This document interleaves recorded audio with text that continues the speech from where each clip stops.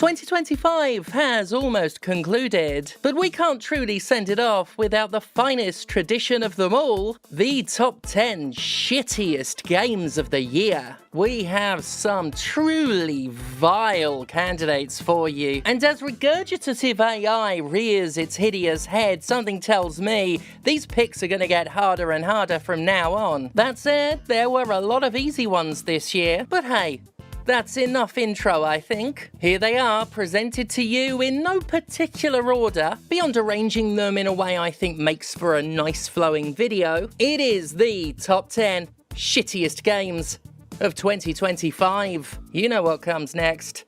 Take it away, Skeletor. Pokemon Legends Z-A. Pokemon is one of the most profitable media franchises in the world, a video game bestseller, anime hit, trading card behemoth, and a swollen udder of merchandise milkability. Why then does it still churn out slapdash, lifeless, absolutely pathetic guff like Pokemon Legends, the Z to the A? Complacency? Laziness? Unforgivable levels of cheapness? The arrogant confidence that no matter what kind of flimsy swill it serves up, the hogs will clamour around the trough and swallow it regardless? The answer is yes, yes, yes, and fucking yes.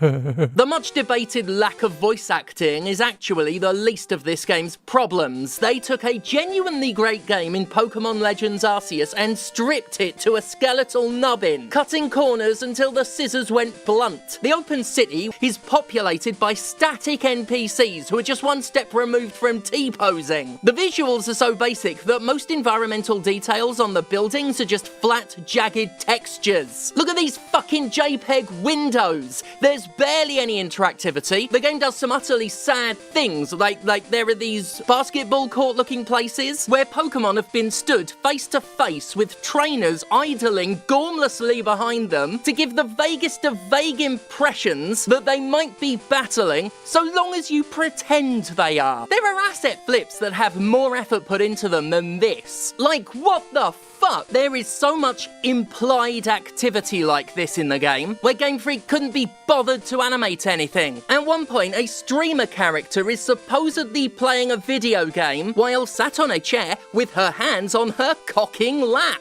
Rather than render anything visually, Pokemon Legends ZA expects you to finish the development of the game in your fucking head. Just put in the creative work that they couldn't be fucked to do, and imagine the events that are allegedly taking place. I didn't know Danny John Jules made this fucking game. Imagine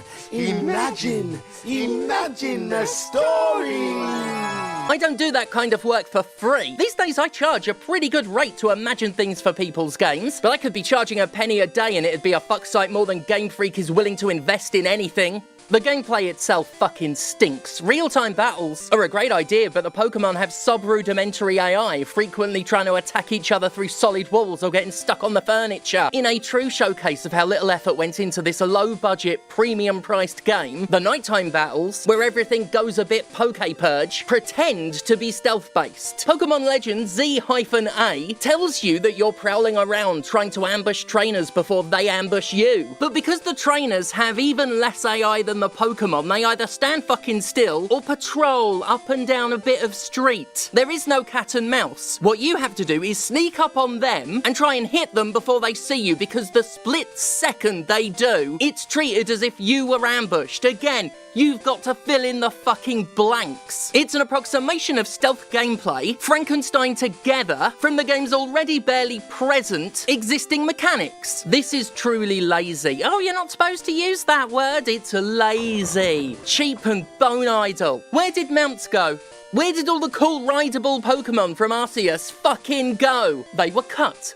like so many features were, to keep this game's budget down to a bare minimum. There isn't even a fucking jump button, which the game exploits for some of the worst platforming I've ever seen, yet, despite the sheer lack of investment, despite how low budget and low effort it is, this game has the sheer nerve to charge full price and add a $10 surcharge to the Switch 2 version, which literally offers nothing but a 60 FPS frame rate. That's right, they're charging $10 for a fucking frame rate improvement. Basic performance. What should be the bog cunting standard? It's disgusting, it's exploitative, it's shameless, it's Pokemon. Oh, I said too many F words in that. I sure hope I don't get demonetized.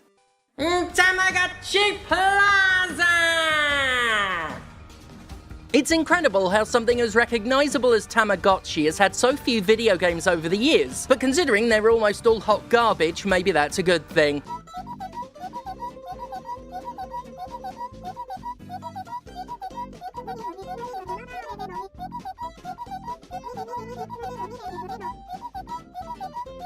Tamagotchi Plaza is downright insulting in how little it has to offer, a truly threadbare collection of repetitive and boring minigames that would bore a baby to death. It's the kind of game that would use "it's made for kids" as an excuse. But I showed my husband's kid, someone in the target demo, this game, and do you know what they asked me? They asked, when does something happen? This sort of shit is the very picture of a minimum viable product doing just enough to qualify as a game, but stepping absolutely no further than that. Its gameplay includes such delights as dragging and dropping items to make a thing, dragging and dropping items to make a thing, and dragging and dropping items to make a thing. Now, the game has no system for grading style, placement, or basic context, so there's no reason to care about anything you're doing. There's a game where you run a manga shop, which is a prime example. Customers ask for a manga, they want specific characters and specific items, and you drop the requisite pictures into 2 blank comic panels, and that's all you need to do. The end result can be as messy or as empty as you like. You can place all the images on top of each other, you can make a garbled mess, and you'll get a perfect rating so long as the handful of right components are shoveled into at least one of the panels. Most of the games are like this, the absolute lowest of the low in terms of interactivity. A truly rotten fucking game that only highlights how creatively bankrupt Tamagotchi is as a series and product. Seriously, as someone who is into virtual pets, it's shameful how overpriced and underdeveloped Tamagotchis are. Seriously, they're like 60 quid, and they still barely do anything. You can get that weird spherical virtual pet with a clitoris for like $10. It looks better, it's got better mini games, and I don't know if you heard me at all, but it's got a clitoris.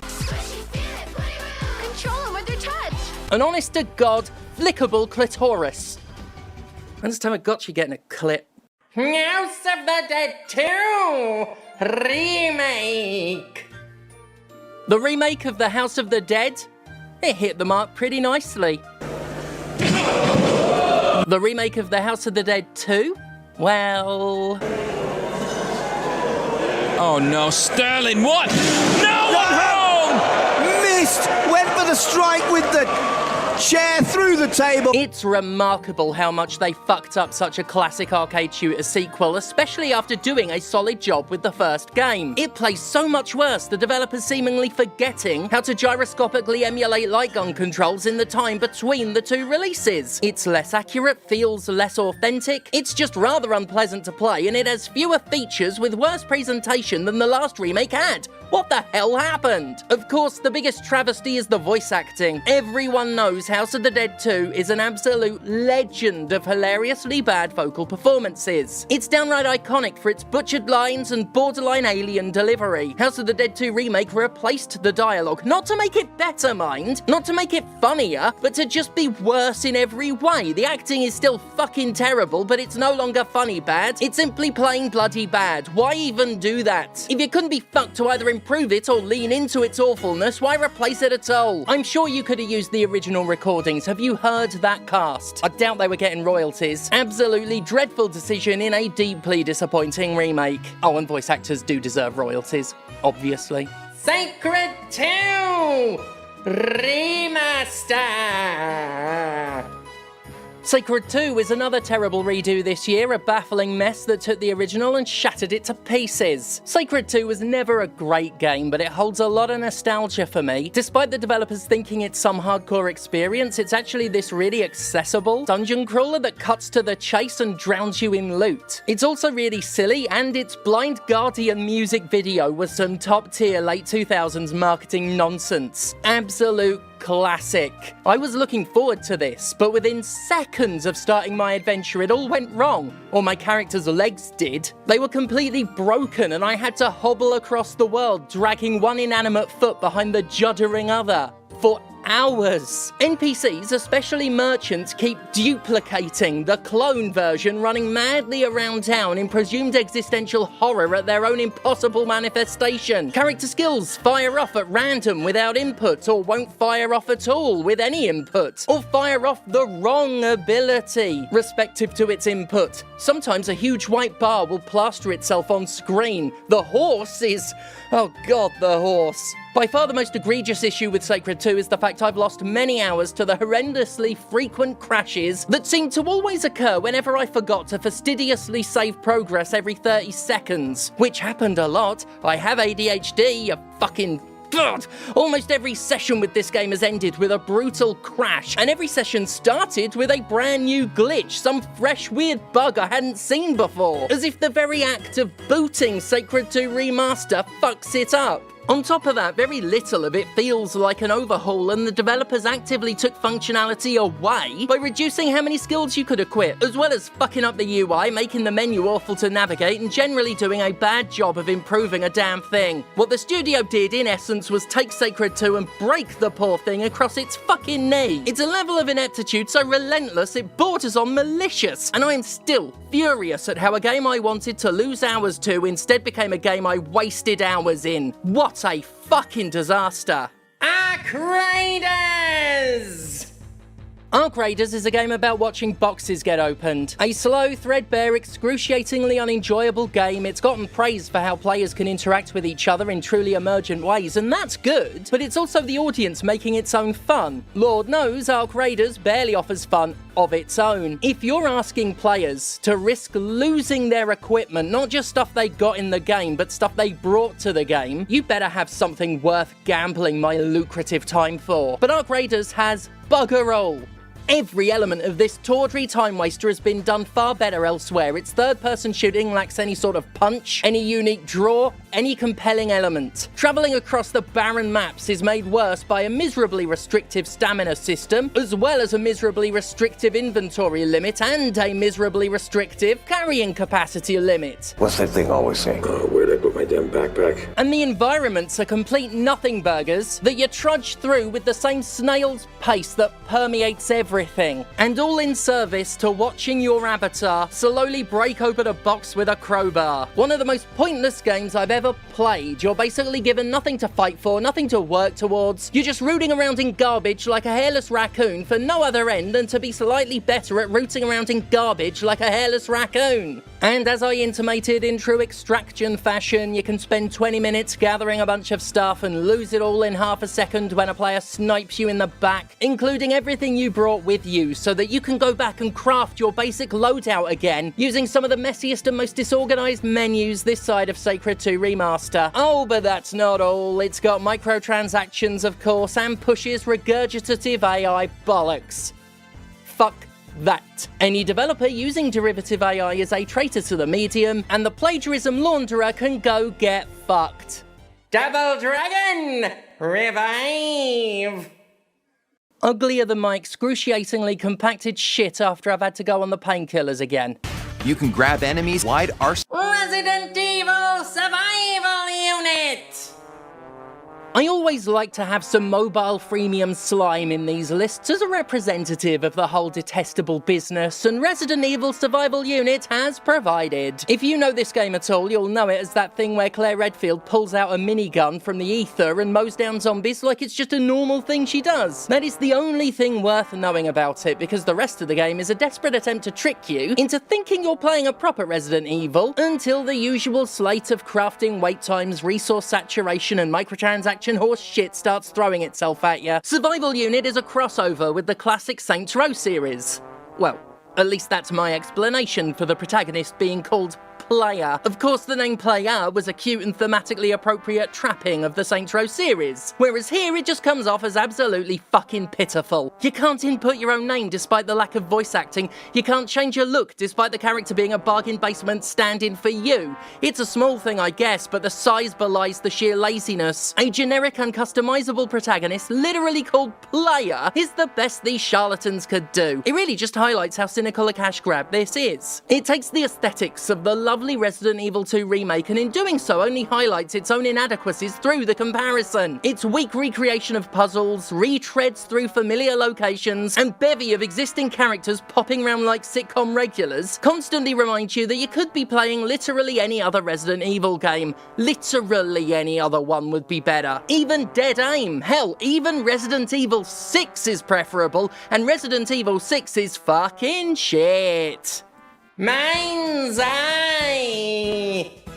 You can tell MindsEye is notorious, because it's the kind of game you introduce with an R, and you know exactly what I mean by that, so let's get to it.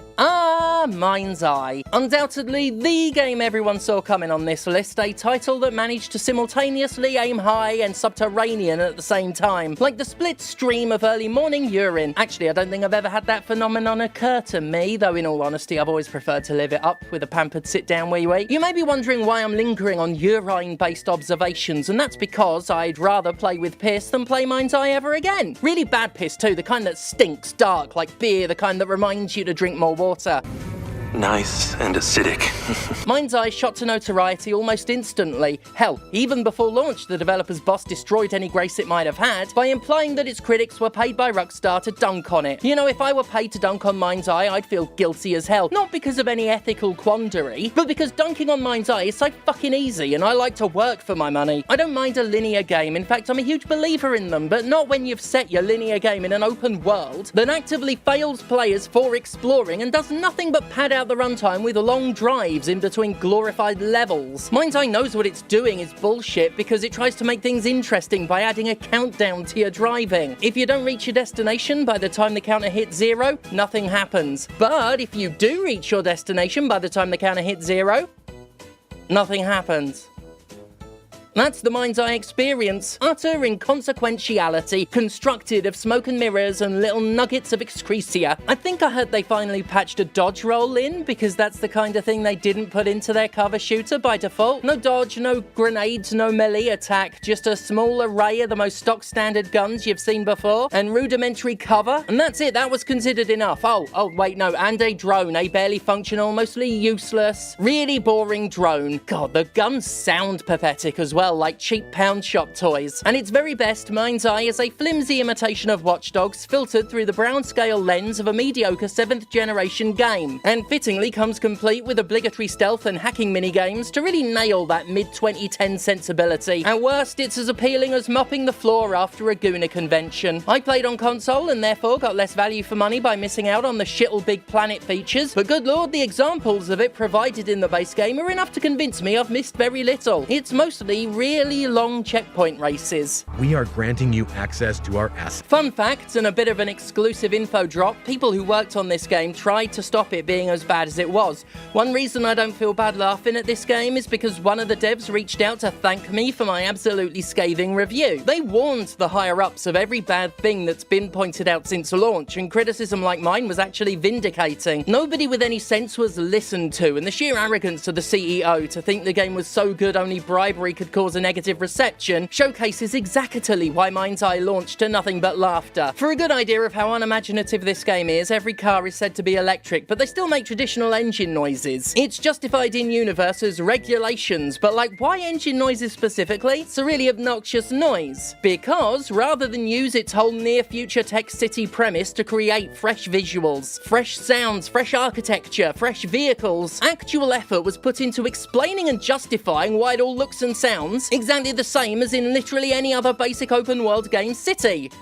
Less work, I guess. I defy anyone to prove to me that the whole cars still use engine noises because of regulations thing was conceived for artistic rather than cynical reasons. A fascinating case study in bad video games, but not worth playing unless you're actually studying it. You'd be better off with the games from the 2010s, the poor imitation shooters that this one is itself poorly imitating. Inversion, The Order, and even fucking Mindjack all at least have something going on for them in comparison. Not Quantum Theory though. Don't fucking bother with Quantum Theory. Anyway, MindsEye does have good voice acting. Hope they got royalties. Call of Duty Black Ops 7!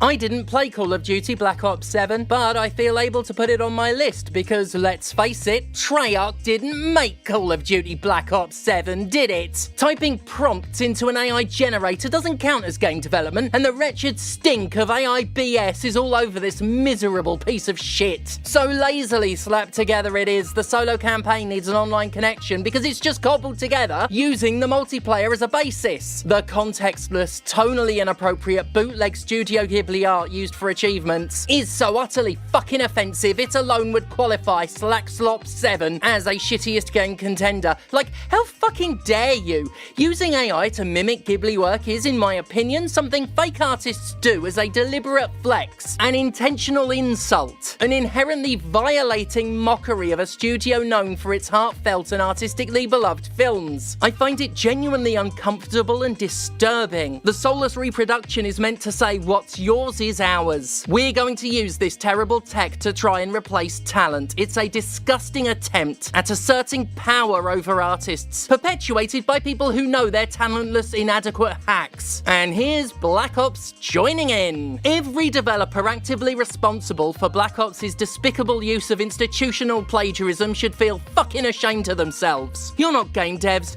you're not artists, you're fucking scum. One reason I love that I work in game dev now is that I get to tell worms like you to get the fuck out of my industry. That this is the first Call of Duty released after the pro-genocide Microsoft bought the pro-abuse Activision Blizzard says a lot about the parent company's miserable trajectory. It doesn't give a shit. It consumed all these studios just to own them, and in pursuit of its childlike and ludicrous goal of getting a 30% profit margin off its Xbox division, it will rip apart every asset it acquired in its ravenous feeding frenzy. By all accounts, Slack Slops was a comparative flop, still a hit by sensible standards of course, but in relation to the COD series and what shareholding parasites would expect, it failed. Good. Next year will be the first COD-less year since the beginning of my games media career. That's what MS has achieved with the biggest series in the business under its control. It accomplished a massive failure. Bunch of ruinous, moronic, avaricious, dumbass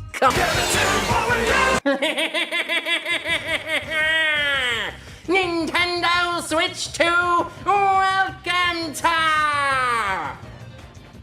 Nintendo sold an instruction manual for $10 this year.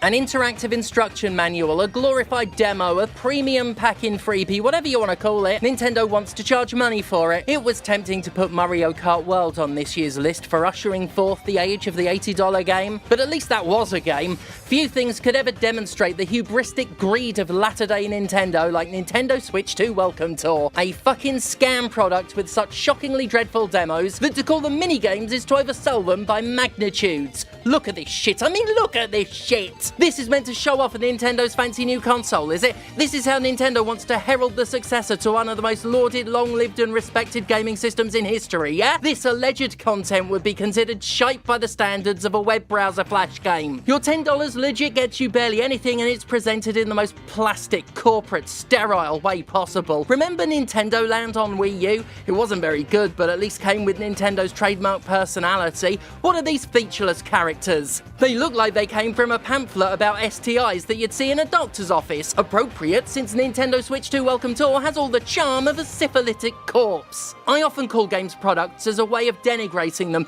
implying a lack of artistic integrity, but to call this a product is to elevate it far beyond its merit. What a statement though. Calling this $10 con a Welcome Tour pretty much says that the Nintendo Switch 2 is the home of money-grubbing grifts. Welcome to the system of $80 games, $10 frame rates, $20 upgrades for last-gen software, and ooh, fucking game chat. Welcome Tour is a bloody mockery of every Switch 2 buyer, but it's honest in its own sleazy way, a sincere reflection of what Nintendo's fast becoming. A complacent, exploitative, contemptuous corporation helmed by a new breed of executive. A worse breed compared to the likes of Satoru Iwata and Reggie Fils-Aimé. Those men weren't our friends, they were still executives, but they were an ocean of respectability compared to the filth running the entire games industry into the ground today. A better class of criminal, so to speak. It's often been pointed out that Reggie was the guy who pushed to have Wii Sports packed in with the Wii, and it was one of the smartest business decisions ever made in the business. Today's rot merchants would consider such a savvy move far too generous, far too giving, because they're stupid fucking arseholes. So mindlessly greedy, they don't even know how to make money. Not that Welcome Tour would have ever done for the Switch 2 what Wii Sports did. On the contrary, Welcome Tour makes the console it's demonstrating look bloody awful. Nintendo should sue itself for defamation just for selling it. A grift among grifts on a grifter's console, Nintendo Switch 2 Welcome Tour is unquestionably one of the shittiest games of 2025. There you go, the top 10 shittiest games of 2025. And weren't they excellent examples of the excrementally extraordinary? I hope your past year has been as tolerable as years can be these days, and that the year to come won't be as utterly horrifying as years can get these days. I'll be back in the near future, most likely with a video on YouTube's latest censorship bollocks. That's if said bollocks doesn't get so bad that this entire channel is suddenly terminated by then. But hey, won't it be fun waiting to see when that Damoclesian sword drops? Until next time, this is High Steph saying bye Steph, and as always, thank God for me.